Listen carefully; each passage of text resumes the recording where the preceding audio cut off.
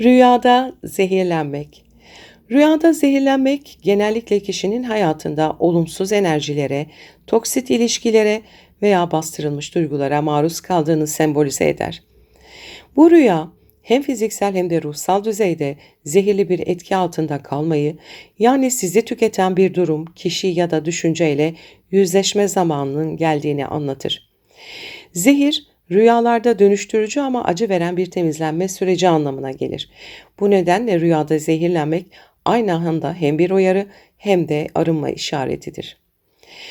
Rüyada zehirlenmenin genel anlamı negatif enerji, toksit ortam veya ilişki, ruhsal veya duygusal kirlenme, bastırılmış öfke, kıskançlık veya suçluluk, zihinsel karmaşa, kötü düşüncelerden etkilenme, arınma, dönüşüm ve farkındalık sürecinden bahseder.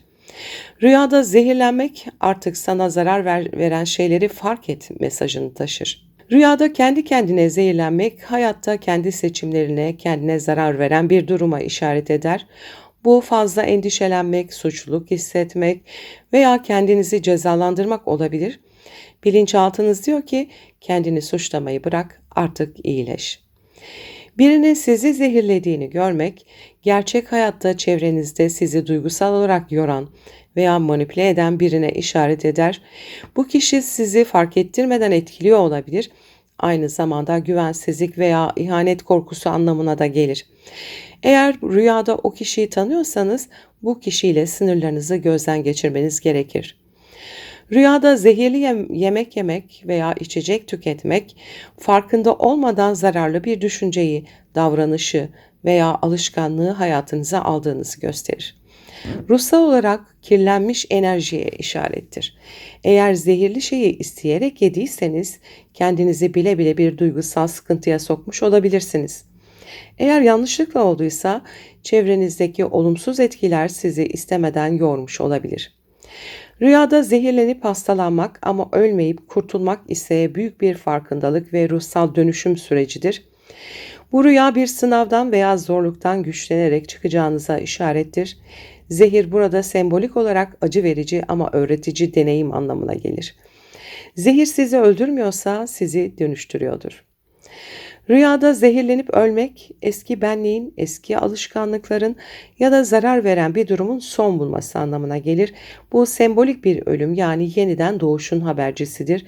Ruhsal açıdan yenilenme ve bırakma rüyasıdır. Rüyada birini zehirlemek, bastırılmış öfke, intikam isteği veya birine karşı duyduğun gizli kırgınlıktan bahsediyor olabilir. Aynı zamanda kontrol etme veya yönlendirme arzusunu da temsil eder. Ancak rüyada pişmanlık hissediyorsanız bu duyguların farkına varıp şifa sürecine giriyorsunuz demektir. Rüyada bir hayvandan zehirlenmek, yılan, akrep gibi tehlikeli veya kıskanç birinin etkisi altında kalmaktan bahseder bu rüya. Aynı zamanda gizli düşmanlık, iftira veya duygusal manipülasyon anlamına da gelir. Zehri atan hayvanın türü rüyanın yönünü belirler. Eğer yılansa gizli düşman, kıskançlıktır. Akrepse arkadan konuşan biri, sinsi, zarar vericidir.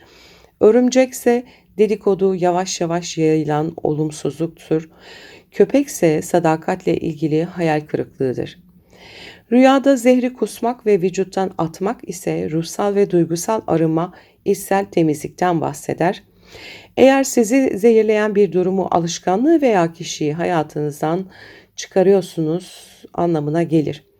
Bu rüya şifalanma sürecinin başladığına dair çok güçlü bir işarettir. Psikolojik olarak rüyada zehirlenmek, zehirli düşünceler, suçluluk duygusu veya bastırılmış öfkenin dışa vurumudur. Bazen kişi farkında olmadan çevresindeki olumsuz enerjiyi emdiğinde bu rüyayı görür. Zehir, içsel çatışmanın, yani kendine zarar verme biçimlerinin simgesidir. Bu durum kendinizi duygusal olarak yorma veya herkese yetişmeye çalışırken tükenmeyle ilgilidir.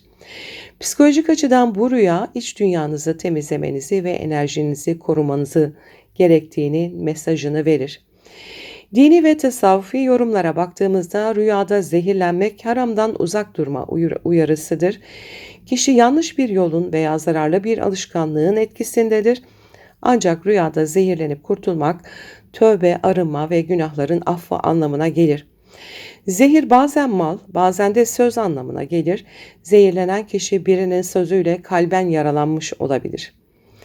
Tasavvufi açıdan günah veya hatadan pişmanlık, nefsani arzulardan arınma, zararlı ilişkilerden kurtarma ve manevi uyanış anlamına gelir zehirlenmek.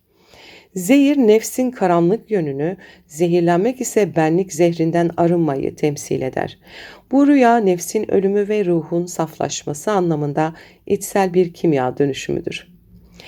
Rüyada zehirlenmek, olumlu olarak arınma ve farkındalık, yeniden doğuş, negatif enerjilerden kurtulma, duygusal şifa süreci, güçlenme ve bilinçlenme anlamına gelir.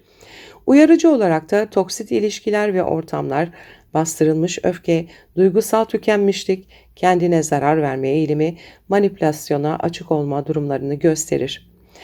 Rüyada zehirli bir şeyler yemek ve içmek zararlı alışkanlık veya etki, birinin zehirlemesi, güven sorunları, duygusal ihanet, kendini zehirlemek, öz suçlama, içsel yorgunluk, zehri kusmak, arınma, şifa, yüklerden kurtulma, zehirlenip kurtulmak, bilinçlenme, farkındalık kazanma, zehirlenip ölmek, eski benliğin bitişi, yeniden doğuşu, hayvan zehri ise gizli düşmanlık, kıskançlık enerjisinden bahseder.